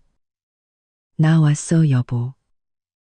민준이 말했습니다. 저를 안으려고 했지만 저는 섬세하게 한 걸음 뒤로 물러섰습니다. 네, 오셨어요. 오는 길에 고생 많았죠. 그는 제 냉담함에 약간 놀란 듯 했지만 금세 제가 출장이 길어져 삐졌을 거라고 생각하며 대수롭지 않게 넘겼습니다. 준서는 어딨어? 우리 아들 보고 싶어 죽겠네. 민준이 거실을 둘러보며 물었습니다. 방에서 장난감 가지고 놀고 있어요. 그냥 놀게 두세요. 여기 좀 앉아요. 할 얘기가 있어요. 저는 탁자 맞은편 소파를 가리키며 말했습니다. 민주는 선물 봉투를 내려놓고 소파로 향했습니다. 그가 자리에 앉자마자 그의 시선은 탁자 위의 사진에 부딪혔습니다. 민주는 그 자리에 얼어붙었습니다. 그의 얼굴색이 순식간에 변했죠. 피곤함은 온데간데 없고 극심한 공포가 그 자리를 차지했습니다. 그는 사진을 뚫어져라 쳐다보다가 저를 올려다보았습니다. 이게 뭐야? 서윤아, 이게 어떻게 된 거야? 민준의 목소리는 평소의 자신감을 잃고 갈라졌습니다. 저는 그의 질문에 대답하지 않고 천천히 서류 파일을 그의 쪽으로 밀었습니다. 보세요. 당신이 포항까지 가서 지켜야 한다던 그 중요한 서류들이에요. 꼼꼼히 보세요. 당신을 위해 아주 충실하게 준비했으니까. 민주는 떨리는 손으로 파일을 열었습니다. 그의 시선은 사진들과 녹음 기록을 스쳐 지나 은행 거래 내역서에 멈췄습니다. 혜진에게 이체된 8천만 원의 상세 내역, 그리고 마지막으로 그 여자 명의로 된 5억짜리 오피스텔 소유권 증명서까지. 민준의 이마에 땀이 송골송골 맺히기 시작했습니다. 그는 무언가 말하려 했지만 목이 맨 듯 말을 잇지 못했습니다. 서윤아, 나 미행한 거야. 미행하지 않았어요. 민준 씨, 저는 단지 이 회사와 이 가정의 재정을 관리하는 사람일 뿐이에요. 당신이 당신의 권한을 남용해서 우리 공동 재산으로 다른 살림을 차렸는데 내가 모를 거라고 생각했어요? 저는 소리치거나 눈물 한 방울 흘리지 않고 놀라울 정도로 침착한 목소리로 말했습니다. 제 침착함은 민준을 더욱 두렵게 만들었습니다. 그는 파일을 테이블 위로 내던지고 벌떡 일어섰습니다. 네가 생각하는 그런 거 아니야. 혜진이는. 걔는 그냥 직원이야. 아주 뛰어난 직원. 걔가 어렵다고 해서 그냥 좀 도와준 것뿐이야. 그 집은 걔가 애 데리고 편하게 살라고 내가 그냥 빌려준 거야. 다른 뜻은 전혀 없었어. 뛰어난 직원이라서 당신이 직접 분유랑 기저귀를 사다 주고 병실에서 그 여자애를 안고 있었군요. 뛰어난 직원이라서 당신 부모님이 그녀를 새아가라고 부르며 손주를 돌봐주셨고요. 거짓말 그만해요, 민준 씨. 당신이 말을 할수록 당신의 비겁함만 더 드러날 뿐이에요. 저는 한치의 물러섬도 없이 그의 눈을 똑바로 쳐다보았습니다. 궁지에 몰리자 민주는 무릎을 꿇고 제 다리를 붙잡았습니다. 서윤아, 제발. 내가 잘못했어. 그냥 한순간 유혹에 넘어간 거야. 맹세할게. 정말 맹세해. 당장 다 정리할게. 제발 날 믿어줘. 나 버리면 안 되잖아. 이 회사는 우리 거잖아. 다시는 그 여자 얼굴도 안 볼게. 저는 꼿꼿이 선 채 그의 손에서 다리를 빼냈습니다. 당신이 무릎 꿇는 건 반성해서가 아니라 돈을 잃을까봐 두려워서예요. 당신이 무릎 꿇는 건 이 서류 파일 때문이지 내가 당신에게 바쳤던 믿음 때문이 아니라고요. 아니야, 서윤아. 진심이야. 제발 일 크게 만들지 마. 제발 일 크게 만들지 마. 이 일이 밖에 알려지면 우리 가족, 우리 회사 전부 망가진단 말이야. 민준이 애원하며 눈물을 흘리기 시작했습니다. 저는 일 크게 만들지 않아요. 저는 단지 공정함을 원할 뿐이에요. 이제 이 결혼을 끝낼 시간이에요. 이혼, 합의서에 서명해요. 당신이 협조하면 모든 건 조용히 끝날 거예요. 저는 애원하는 그의 얼굴을 똑바로 쳐다보았습니다. 제 마음은 조금도 흔들리지 않았습니다. 민주는 제 발치에 무릎을 꿇고 공포와 눈물로 얼룩진 얼굴을 하고 있었습니다. 하지만 그에게서는 진심 어린 후회를 찾아볼 수 없었죠. 그의 두려움은 저를 잃는 것에 대한 것이 아니라 그가 가진 모든 것, 즉 돈과 명예, 그리고 사업을 잃을 위기에 처했기 때문이었습니다. 서윤아, 무슨 소리 하는 거야? 이혼이라니? 안 돼. 절대로 안 돼. 이혼하면 회사는 어떻게 되고 거래처 사람들은 날 어떻게 보겠어? 민준이 제 옷자락을 붙잡고 애원했습니다. 우리 공동 재산호 8천만 원을 빼돌려서 다른 여자 집 사주고 생활비 대줄 때는 회사 생각 안 했어요? 저는 그의 비굴함을 꿰뚫어 보며 차갑게 물었습니다. 저는 주머니에서 미리 인쇄해둔 종이를 꺼냈습니다. 이건 합의서예요. 여기에 서명하면 우린 평화롭게 이혼할 수 있어요.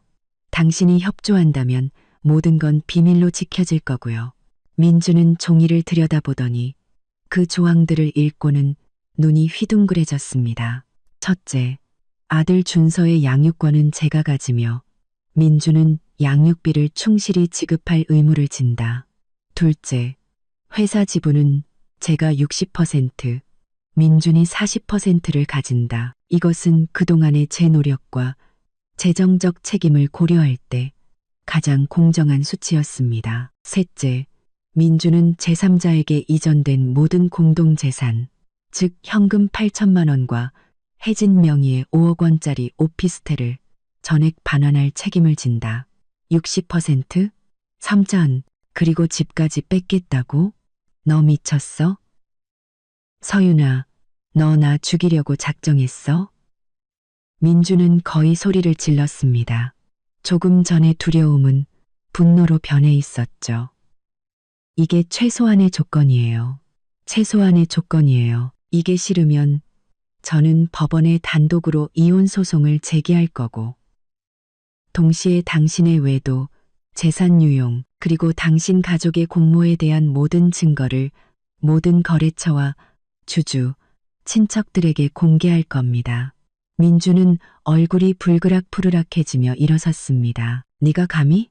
너 자신도 망가지는 건 두렵지 않아? 이미 당신이 날 망가뜨렸어요. 민준 씨, 난 이제 공정함 말고는 잃을 게 없어요. 저는 테이블 위에 서류 파일을 다시 집어들고 그의 손에 이혼 합의서가 아닌 다른 서류가 담긴 얇은 봉투를 쥐어주었습니다. 조용히 이혼하고 싶어요. 아니면 파산과 망신을 맛보고 싶어요. 생각하고 이 합의서에 서명할 시간 3일 줄게요. 그 시간 동안 당신이 결정을 더 쉽게 내릴 수 있도록 이 서류를 자세히 보는 게 좋을 거예요. 민주는 봉투를 열어 서류를 훑어보았습니다. 그는 내용을 바로 이해하지 못했지만 저는 그의 얼굴을 잠식하는 당혹감을 볼 수 있었습니다. 그것은 모든 공동 계좌에 대한 임시 동결 명령서였습니다. 이게 뭐야? 계좌 동결. 네가 무슨 짓을 한 거야? 민주는 완전히 이성을 잃고 소리쳤습니다. 맞아요. 서 변호사님과 함께 진행했어요. 당신이 이 집에 발을 들여놓는 순간 회사의 운영 자금을 포함한 모든 공동은행 계좌는 임시 동결 처리됐어요. 제가 은행에 통보했거든요. 직원들 월급 계좌를 제외하고 모든 거액 거래, 지출, 이체는 중단됐어요. 저는 한 글자 한 글자 민준의 가슴에 못을 박듯 말했습니다. 당신은 현금을 인출할 수도 자재 대금을 결제할 수도 혜진에게 돈을 보낼 수도 없어요. 아무것도 할 수 없다고요. 당신이 합의서에 서명하지 않으면 회사는 3일 안에 멈출 수도 있어요. 이 순간 민주는 완전히 무너졌습니다. 그는 회사 계좌 동결이 가장 치명적인 공격이라는 것을 잘 알고 있었습니다. 그는 회사 계좌 동결이 가장 치명적인 공격이라는 것을 건축 자재 업계에서 공급업체에 대한 대금 지급이 단 하루만 늦어져도 10년간 쌓아온 신용이 무너질 수 있었습니다. 너 정말 잔인하다. 서윤아, 어떻게 네 회사에 이럴 수가 있어? 민준이 완전히 절망한 목소리로 중얼거렸습니다. 내가 잔인한 게 아니에요. 난 내 아들의 재산을 지키고 있는 거예요. 회사는 내가 계좌를 동결해서 망하는 게 아니라 당신이 회사 돈을 빼돌려 다른 여자를 먹여 살렸기 때문에 망하는 거예요. 3일 줄게요. 3일 안에 합의서에 서명하고 혜진에게 모든 재산을 반환하라고 요구해요. 저는 일어나 아들 방으로 들어갔습니다. 여기서 잘 생각해요. 오늘 밤은 준서랑 잘 테니까 거짓말쟁이랑 한 방에 있고 싶지 않네요. 저는 문을 닫았습니다. 거실에는 민준이 창백한 얼굴로 망연자실 서 있었습니다. 그는 제가 설계한 정교한 덫에 갇혔고 더 이상 물러설 곳이 없었습니다.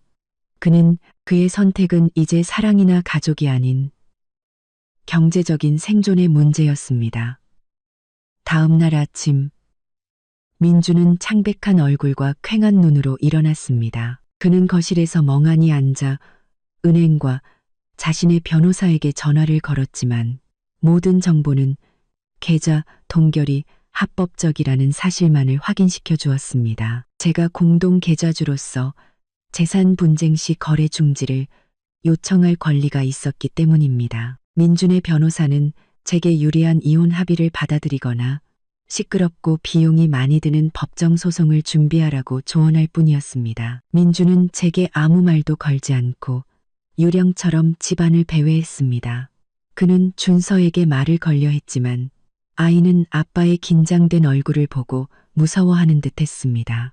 오후 4시쯤 제가 방에서 내일을 위한 자재 계약서를 검토하고 있을 때였습니다. 아래층에서 큰 소란이 벌어져 저는 깜짝 놀랐습니다.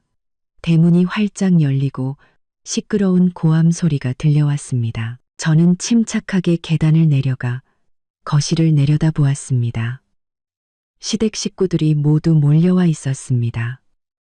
시아버지, 시어머니, 그리고 시누이 민지까지. 그들의 얼굴은 분노와 걱정으로 가득 차 있었죠. 민주는 방구석에서 그들을 막으려 했지만 역부족이었습니다. 어머니, 아버지, 민지야, 다들 여기서 뭐 하시는 거예요? 민준이 더듬거리며 말했습니다. 시어머니는 제가 내려오는 것을 보자마자 달려들어 제 얼굴에 손가락질을 했습니다. 서윤이, 너 정말 악독하구나. 감히 우리 민준이 계좌를 동결시켜. 이 집안 다 죽이려고 작정했어? 시어머니의 목소리는 비난으로 가득 차 날카롭게 울려 퍼졌습니다. 무슨 말씀이세요? 어머님, 저는 이해가 안 되네요. 저는 얼음장처럼 차가운 표정을 유지했습니다. 이해가 안 돼? 아주 잘났구나. 민준이한테 다 들었다. 너도 알지? 혜진이가 갓난애를 낳고 비싼 산후조리원에 있는 거. 거기서 매주 비용을 결제하라고 독촉한단 말이다. 그런데 계좌가 다 막혀서 민준이가 돈을 못 찾잖아. 못 보낸다고 네가 우리 새아가랑 손주를 조리원에서 쫓겨나게 만들 셈이야. 저는 시어머니를 바라보았습니다. 역겨운 감정이 치밀어 올랐죠. 그녀는 제 안부나 준서의 안부는 묻지도 않고 오직 제 남편을 빼앗은 여자와 그들의 불법적인 손주만을 걱정하고 있었습니다. 시아버지는 근엄한 표정을 유지하려 애썼지만 그의 목소리에도 압박감이 서려 있었습니다. 서윤아, 무슨 일을 하든 가족 간의 정을 생각해야지. 어쨌든 이왕 이렇게 된 거 네가 너무 심하게 구는 거다. 당장 계좌 동결 풀고 돈 문제는 나중에 다시 얘기하자. 신우이 민지도 끼어들었습니다. 목소리는 아주 건방졌죠. 형님, 너무 욕심 부리지 마세요. 오빠가 형님이랑 준서는 책임진다고 했잖아요. 근데 지금 이렇게 하는 건 오빠를 죽으라는 길로 내모는 거예요. 사업하는 사람이 유동자금 없으면 회사 망하는 거 몰라요? 돈 문제는 나중에 얘기하자고요. 저는 가볍지만 경멸이 담긴 미소를 지었습니다. 어머님, 아버님, 아가씨, 제가 한 가지만 여쭤볼게요. 당신들 아들과 손주가 병원에 있을 때, 제가 어머님께 전화했을 때, 왜 이모님 댁을 봐줘야 해서 바쁘다고 하셨어요? 왜 민지는 템플스테이 가서 휴대폰을 꺼놨다고 했죠? 세 사람 모두 깜짝 놀라 얼굴이 분노에서 당혹감과 두려움으로 변했습니다. 그들은 제가 이 사실을 알고 있을 거라고는 상상도 못했던 겁니다. 말 돌리지 마라. 서윤아, 대답이나 해. 언제 민준이 계좌 동결 풀어줄 거야? 시어머니가 본론으로 돌아가려 했으며 물었습니다. 혜진 씨 조리원 비용은 언제 결제되는데요? 저는 그들의 목소리를 압도할 만큼 조금 더 큰 목소리로 되물었습니다. 정말 웃기는군요. 그 조리원 비용은 원래 우리 준서 분유값이나 회사 직원들 월급으로 나갔어야 할 돈이에요. 그런데 감히 여기 와서 저한테 요구를 하세요? 네가 무슨 말을 그렇게 하니? 돈은 민준이가 번 돈인데 네가 무슨 권리로 그런 말을 해? 시아버지가 목소리를 높이려 했지만 그의 목소리는 이미 힘이 빠져 있었습니다. 저는 더 이상 말싸움하지 않았습니다. 이 소란을 잠재울 결정적인 한 방을 날릴 때가 왔음을 알았죠. 저는 책상으로 곧장 걸어갔습니다.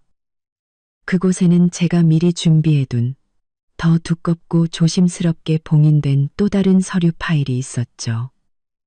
더 이상 말하고 싶지 않네요. 온 가족이 공모해서 저를 속이고 친손자를 버려두고 다른 여자의 아이를 돌봤으니 그럼 오늘 당신들이 그 거짓된 행복을 쌓기 위해 무엇을 팔아넘겼는지 똑똑히 보여드리죠. 저는 그렇게 말하고 파일의 봉인을 거칠게 뜯었습니다. 저는 목소리를 높일 필요가 없었습니다. 제 침착함과 제가 내미는 증거들은 거실 전체를 침묵시키기에 충분한 무게를 가지고 있었죠. 저는 첫 번째 사진을 테이블 위에 올려놓았습니다. 민준이 신생아를 안고 있고 시부모와 민지가 306호에서 혜진을 돌보는 사진이었습니다. 어머님, 아버님은 혜진 씨를 모른다고 하셨죠. 민지는 템플스테이에 갔다고 했고요. 이건 온 가족의 공모에 대한 증거입니다. 다들 거기 계셨잖아요. 그녀를 새아가라고 부르고 아기를 손주라고 불렀죠. 이 증거는 아주 선명하게 녹음되어 있습니다. 시댁 식구들의 얼굴이 순식간에 잿빛으로 변했습니다. 시어머니는 한 걸음 물러서며 손으로 입을 막았고 시아버지는 소파에 털썩 주저앉아 사진을 멍하니 쳐다보았습니다. 저는 멈추지 않았습니다. 저는 다음 페이지로 넘겨 고급 오피스텔 매매 계약서 사본을 보여주었습니다. 이 오피스텔은 5억 원짜리로 민준 씨가 저와 그의 공동 재산을 이용해 사서 혜진 씨 명의로 해준 겁니다. 아버님, 어머님, 이 돈이 민준 씨 개인 돈이라고 생각하세요? 이건 우리 부부가 밤낮으로 고생하며 모은 재산이고 제 피와 땀이 서린 노력의 결과물입니다. 다음은 이체 내역서 사본이었습니다. 이건 현금 8천만 원입니다. 민준 씨가 여러 번에 걸쳐 혜진 씨에게 이체한 돈이죠. 이 돈은 원래 건축 자재를 들여오거나 직원들 월급을 주는데 사용되었어야 합니다. 민준 씨는 내연녀를 부양하기 위해 회사 자금을 빼돌렸습니다. 그런데 이제 와서 저한테 계좌를 풀어 혜진 씨가 산후조리원 비용을 낼 수 있게 해달라고요? 저는 경멸 가득한 목소리로 물었습니다. 당신들은 제 돈과 제 회사를 이용해 새로운 가정을 꾸리고 이제 와서 저한테 양보하라고 요구하는 겁니다. 저는 바보가 아니고 쉽게 당하는 사람도 아닙니다. 방구석에서 조용히 서 있던 민주는 이제 완전히 무너져 내렸습니다. 그는 모든 것이 발각되었다는 것을 알았죠. 시어머니가 마침내 입을 열었지만 목소리는 힘없고 두려움에 가득 차 있었습니다. 서윤아, 우리 민준이 좀 살려다오. 이 일이 밖에 알려지면 우리 집안 체면이 뭐가 되겠니? 체면이요? 당신들이 때를 지어 병원에 가서 제 남편의 내연녀를 돌볼 때 제 체면, 우리 준서의 체면은 생각해 보셨어요? 시아버지는 손으로 얼굴을 가리고 무거운 한숨을 내쉬었습니다. 서윤아, 내가 미안하다. 내가 너무 어리석었어. 내가 잘못했다는 거 안다. 하지만 우리 민준이한테 살 길은 좀 열어줄 수 없겠니? 네가 이렇게 계좌를 묶어두면 회사는 망하고 말 거야. 회사가 망하느냐 마느냐는 민준 씨에게 달렸어요. 저에게 유리한 이혼 합의서에 서명하고 그 내연녀에게 재산을 반환하라고 요구하기만 하면 돼요. 그러면 저는 즉시 회사 계좌 동결을 풀고 모든 것은 법원에서 해결될 겁니다. 그렇지 않으면 그는 공동 재산 유용 행위에 대해 법적 책임을 져야 할 거예요. 더 이상 할 말이 없었습니다. 집안의 가장인 시아버지부터 막내딸인 시누이까지 시댁 식구들은 부인할 수 없는 증거 앞에서 완전히 침묵했습니다. 그들은 분노와 압박감으로 무장하고 이곳을 찾아왔지만 이제는 진실 앞에서 고개를 숙여야만 했습니다. 몇 분간의 무거운 침묵 끝에 시아버지가 일어섰습니다. 그만, 우리 돌아가자. 서윤아, 내 뜻대로 하려무나. 아비는 더 이상 할 말이 없다. 그들은 모욕감 속에서 떠났습니다. 작별 인사 한마디 없이 말이죠. 시어머니는 시어머니로서의 위엄을 모두 잃은 채 앞장서 걸었고 민지는 저를 쳐다보려 했지만 그녀의 눈에는 두려움만 가득했습니다. 저는 그들의 뒷모습이 대문 뒤로 사라지는 것을 보았습니다. 소라는 끝났고 저 서유는 이 첫 번째 전투에서 승리했습니다. 이제 모든 압박은 민준에게로 향했습니다. 시댁 식구들이 굴욕적으로 떠난 후 민준은 완전히 무너졌습니다. 더 이상 자신을 보호해 줄 사람이 없다는 것을 깨달았죠.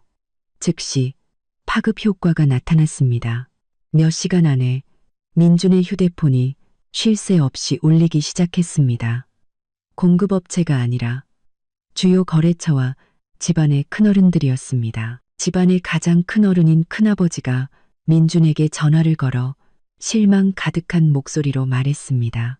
민준아, 네가 지금 무슨 짓을 하고 다니는 거냐? 온 집안 어른들한테 전화가 빗발친다.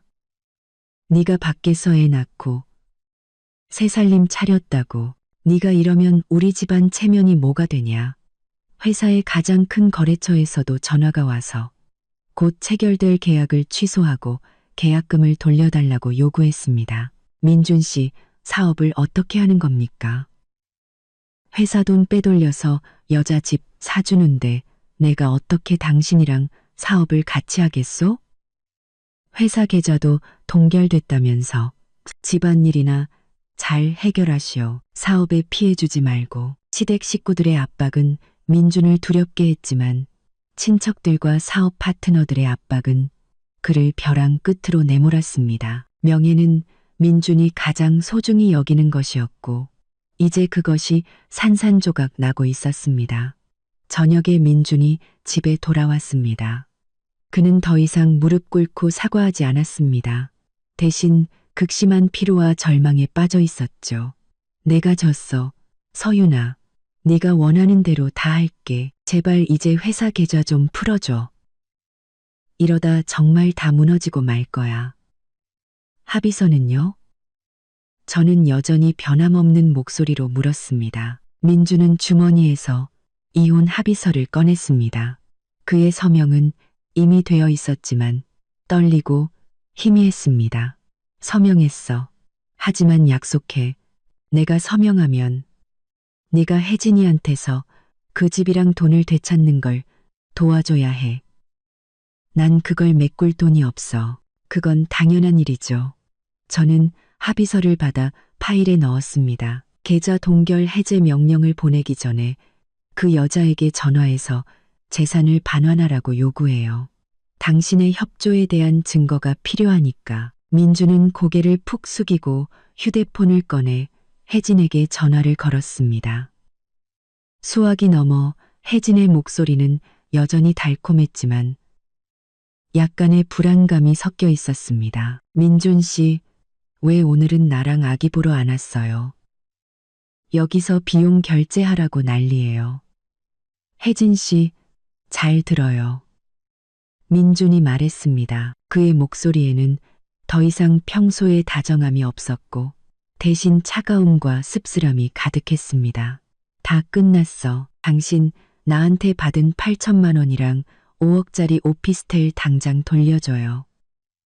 나한테 다시 명예 이전하는 절차 밟으라고. 수화기 저편은 잠시 침묵하더니 혜진의 목소리가 날카롭고 도전적으로 변했습니다.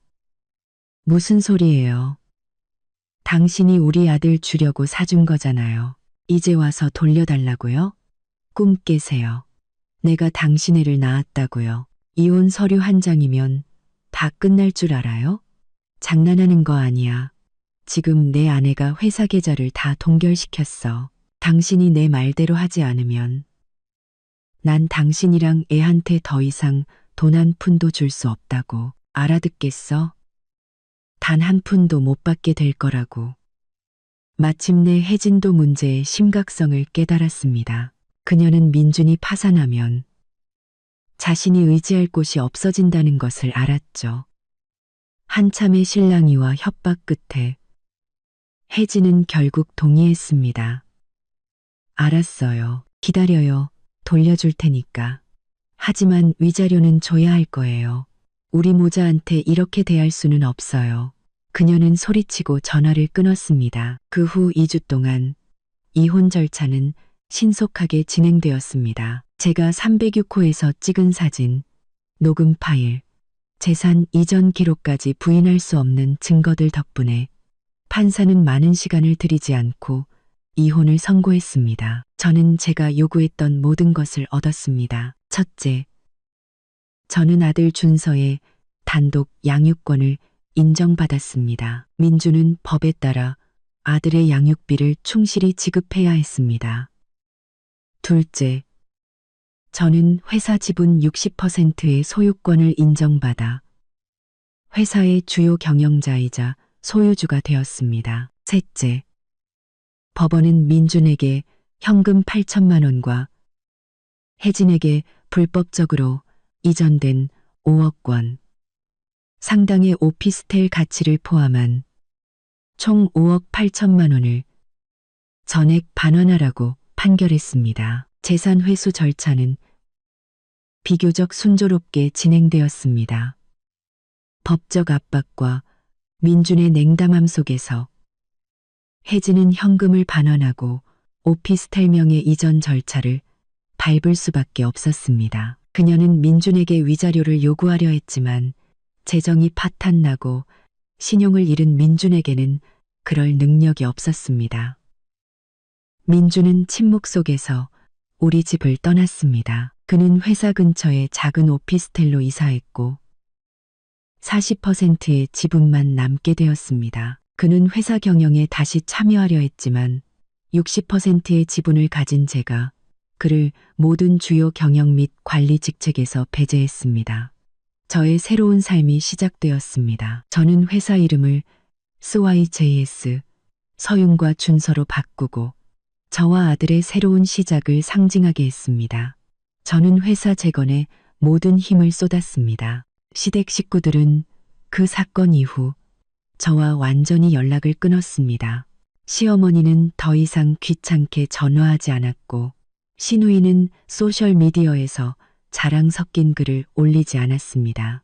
그들은 자신들의 공모가 얼마나 끔찍한 결과를 가져왔는지 깨달았던 거죠. 풍문으로 민준이 가족에게서도 외면당했다는 소식을 들었습니다. 시아버지와 시어머니는 아들의 행동과 자신들의 공모에 대해 너무나 큰 수치심을 느꼈다고 합니다. 그들은 더 이상 혜진과 그 불법적인 손주를 돌보지 않았습니다.